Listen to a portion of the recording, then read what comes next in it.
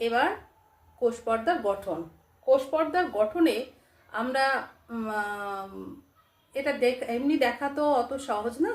Electron অণুবীক্ষণ যন্ত্র অর্থাৎ মাইক্রোস্কোপের নিচেই আমাদের এটা দেখা, এবং তা থেকে 3টে স্তরকে শনাক্ত করা গেছে। বাইরের প্রোটিন স্তর, ভিতরের প্রোটিন স্তর, আর তাদের মাঝখানে স্যান্ডউইচের মতো লেগে থাকা একটা লিপিড স্তর। এই 3টে স্তর আছে। এবার এই 3টে স্তরকে নিয়েই বিভিন্ন জনের বিভিন্ন মত এবং বিভিন্ন মডেল।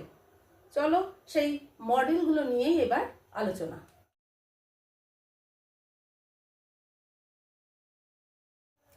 Daniel depth model 1935। এনাদের মতে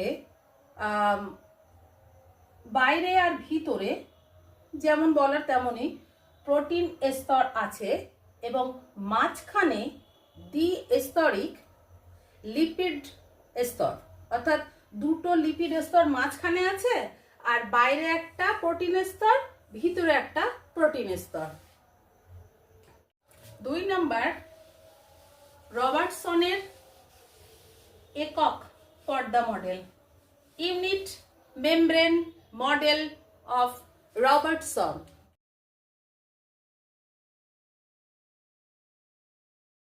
এখানে বলা হয় প্লাজমা পর্দা ত্রিস্তরিক, অর্থাৎ প্রোটিন, লিপিড, প্রোটিন, এই 3টে স্তর দিয়ে গঠিত।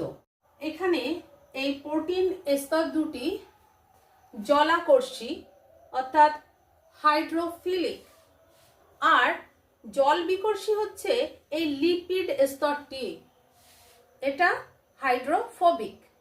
তো এইভাবে ওনার মডেলটা গঠন করা হয়েছিল। এবার রবার্টসনের এই মডেলটা একক পর্দা মডেল নাম হলো কেন? কারণ তার মতে পৃথিবীর সমস্ত সজীব পর্দায় এই ত্রিস্তরীয় হওয়ায় তার এই মডেলটা নাম একক পর্দা মডেল। কিন্তু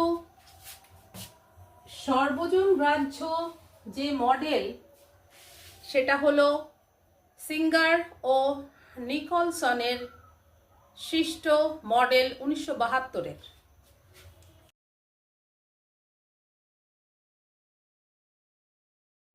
নিকলসন আর সিঙ্গারের মডেলটার কয়েকটি বিশেষত্ব আছে, সেগুলো এক এক করে বলছি আর বোর্ডে লিখছি। এই মডেল মতে লিপিড, প্রোটিন ও অল্প কার্বোহাইড্রেট দ্বারা এই কোষ পর্দা গঠিত। তাহলে 1 নাম্বার, লিপিড, প্রোটিন ও অল্প পরিমাণ কার্বোহাইড্রেট গঠিত হয় কোষ পর্দা। 2, ফসফোলিপিডগুলো এখানে 2টি স্তরে সজ্জিত থাকে।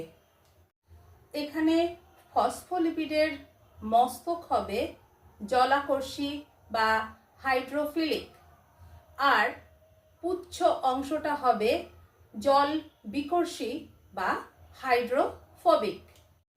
2 প্রকারের প্রোটিন থাকবে, 1 বহিস্থ, 2 অন্তস্থ।